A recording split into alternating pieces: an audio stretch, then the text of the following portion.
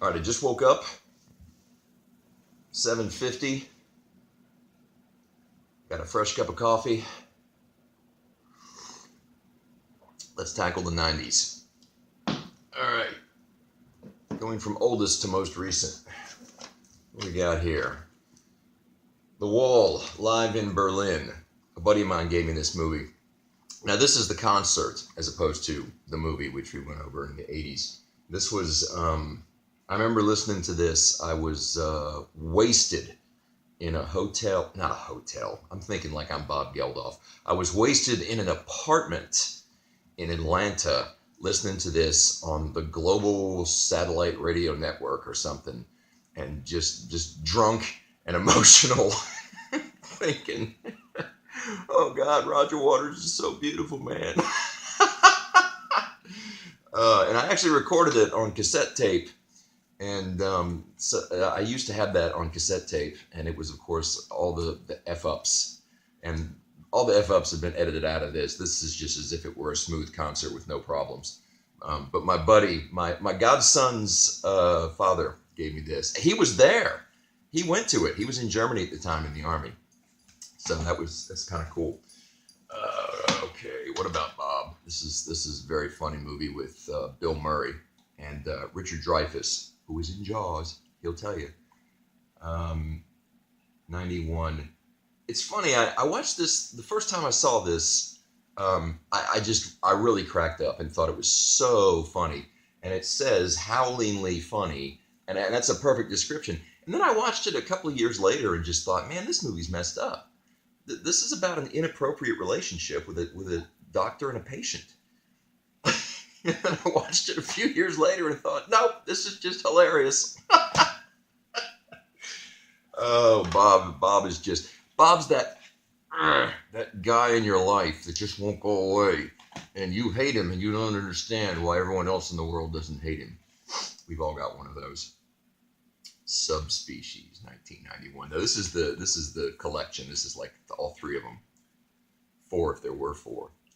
And Michelle McBride was just 3 nobody actresses, a B-rate movie about vampires, and I just had such a crush on Michelle McBride.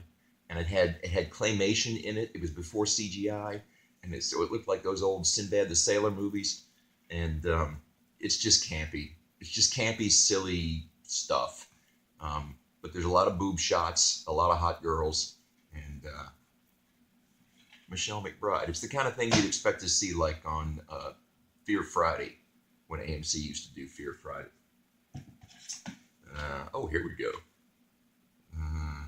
Silence of the Lambs. This movie freaked a lot of people out, and understandably so. It's a freaking movie. It's a freaky movie. And Jodie Foster, everybody loves Jodie Foster. She's a terrific professional actress. It had Anthony Hopkins as Hannibal Lecter in it. And you've either seen this movie or you haven't. And if you haven't, where the heck have you been? But it was so popular that it's now just part of pop culture. You know, talking to the nut in jail as he gives you clues to solve the murder that you're trying to solve out in the real world. And really, the nut in jail is trying to manipulate his way out of jail. And it's exciting drama and horror. And I'm having an old friend for dinner. Here we go. Alien 3. All right, so I told you I got most, if not all, of the Alien movies. This was Alien 3. So this one had Sigourney Weaver in it too. Did they all have Sigourney Weaver? Anyway, this one, they escape from the colony, and everybody dies but her, and they land on this penal colony where all the guys, the prison has been shut down, but all the guys volunteered to stay because they just decided they liked it there. And there's no guns. They fight with just bats and things. And I heard that was because Sigourney Weaver was anti-gun.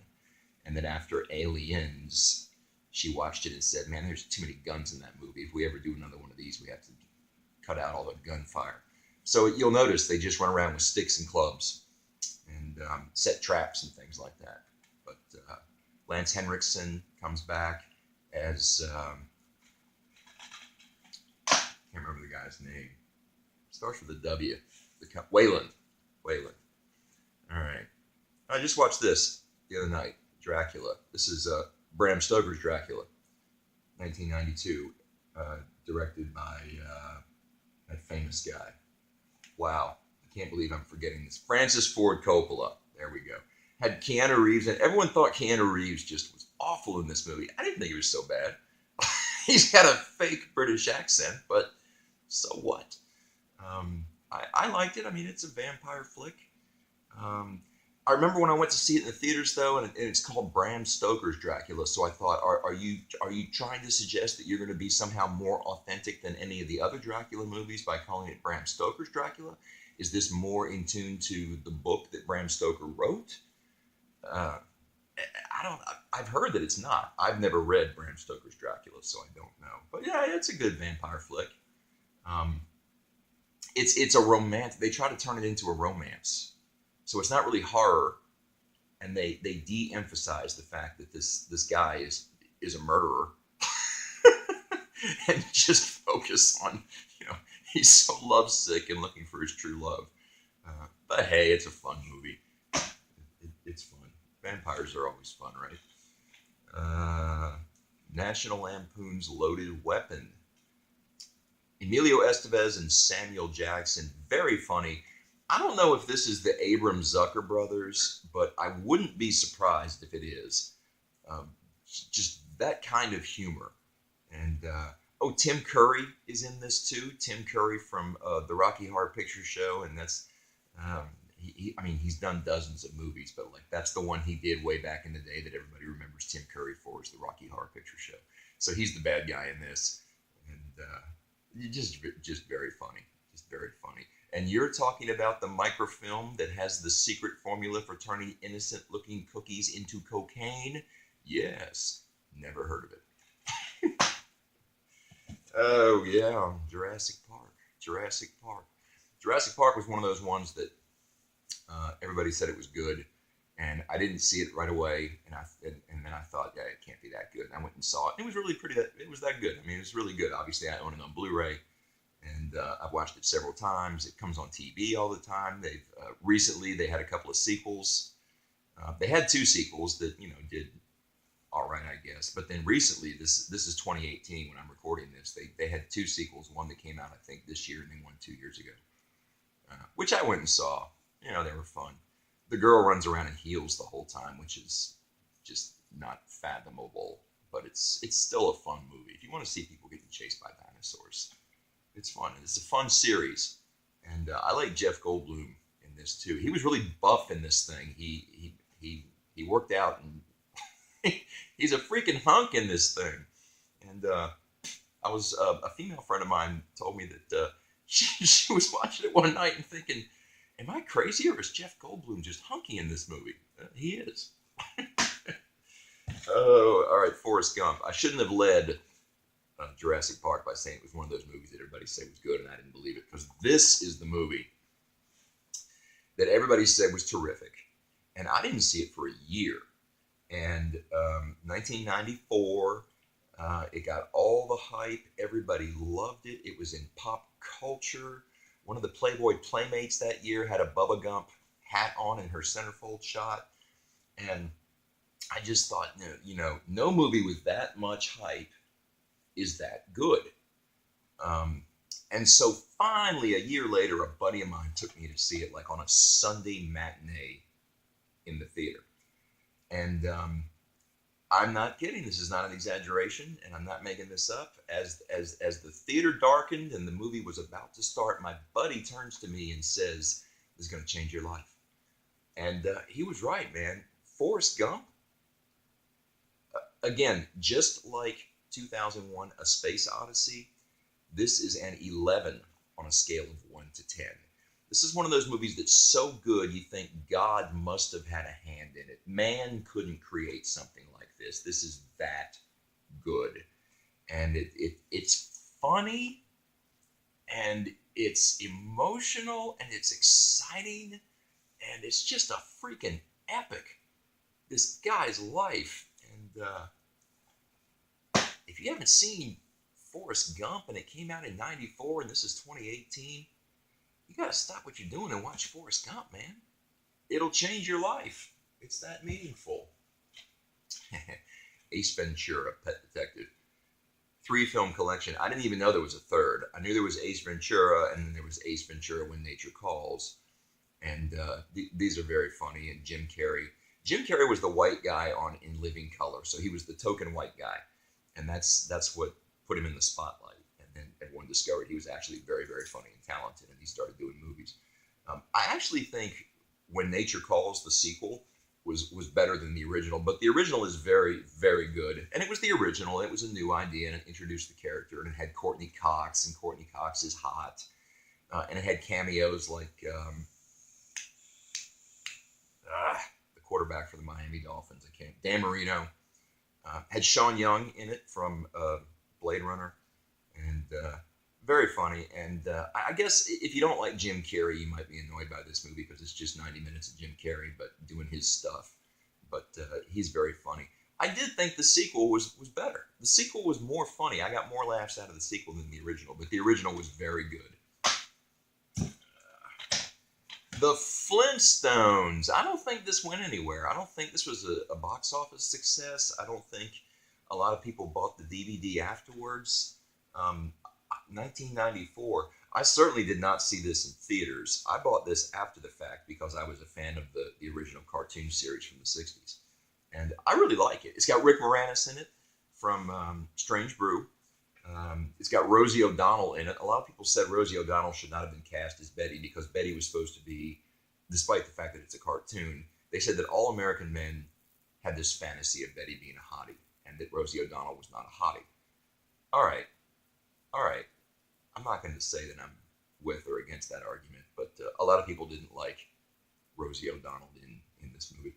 And who's the big dude? John Goodman, big fat funny guy who's been on Saturday Night Live a million times. John Goodman, he's funny.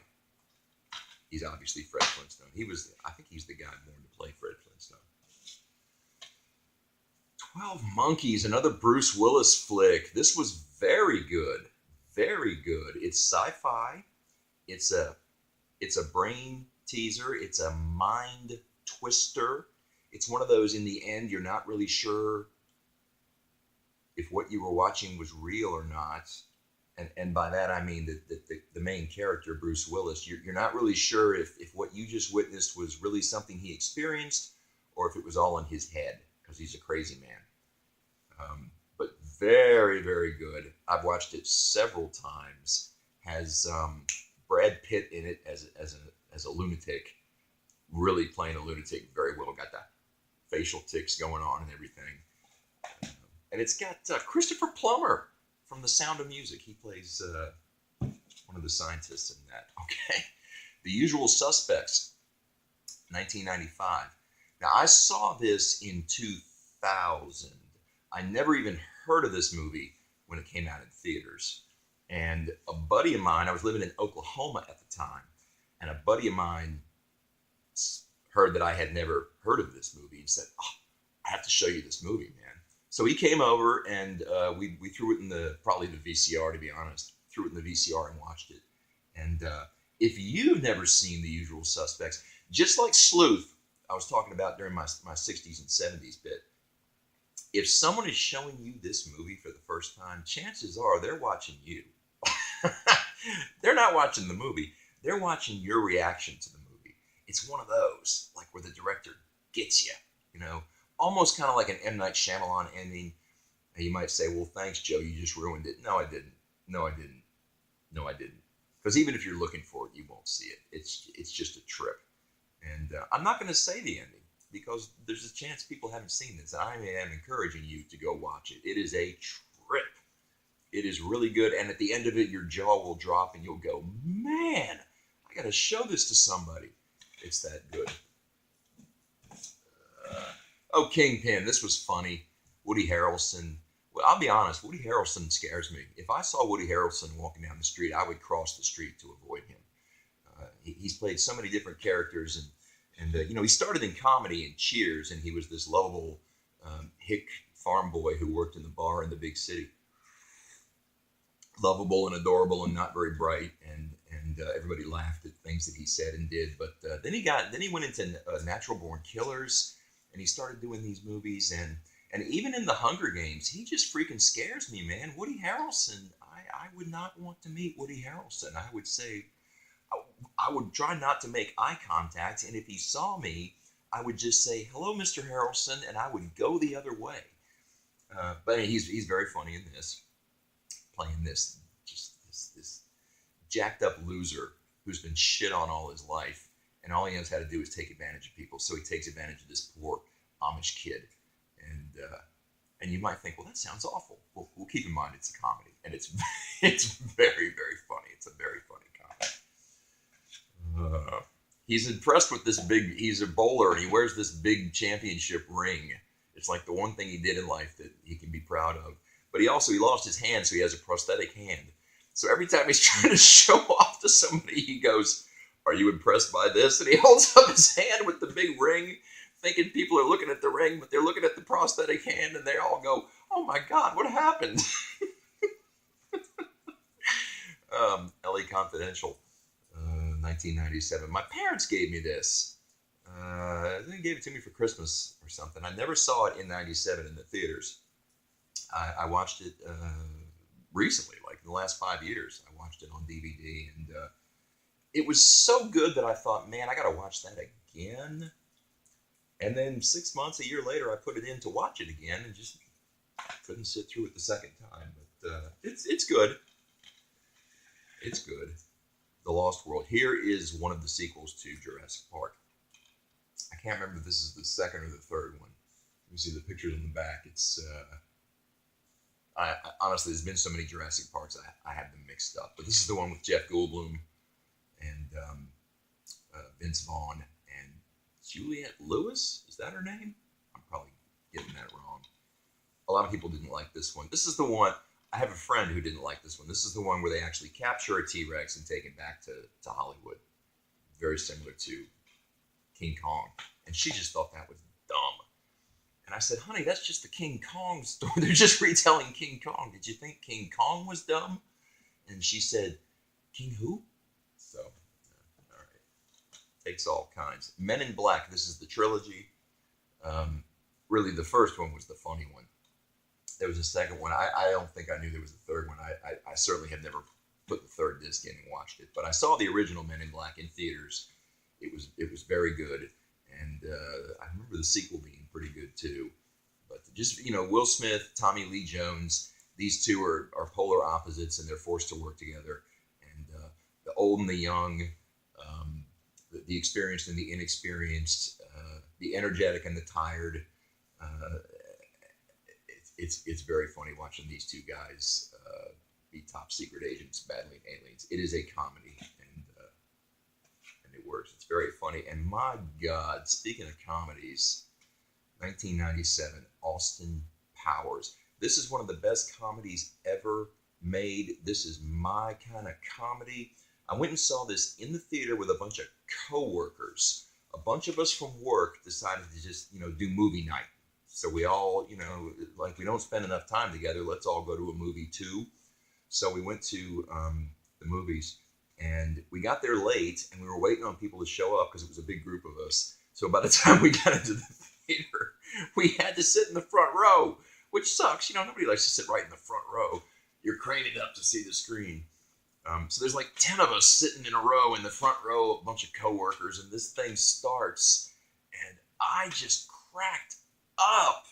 And all of my friends, my coworkers from work, were laughing more at me and my reaction to the screen than they were at Mike Myers and what was happening on the screen. And like the next Monday I came into work, and someone had taped a Mike Myers poster to the back of my chair at my desk. And these are just so freaking funny. He only did 3.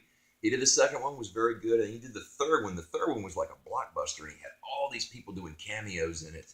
And he did 3 and then said, no, that's it. Doing 3. And they were all very, very funny. Dr. Evil, kind of like Peter Sellers in Doctor Strangelove. Mike Myers plays several different characters throughout this one. So he'll be one character in one scene, and then he'll jump to another scene, and he's Fat Bastard, and then he'll jump to another scene, and he's Doctor Evil. And yeah, and has Michael York from Logan's Run in it as Basil Exposition. As good as it gets. This movie is a 10, maybe a 9.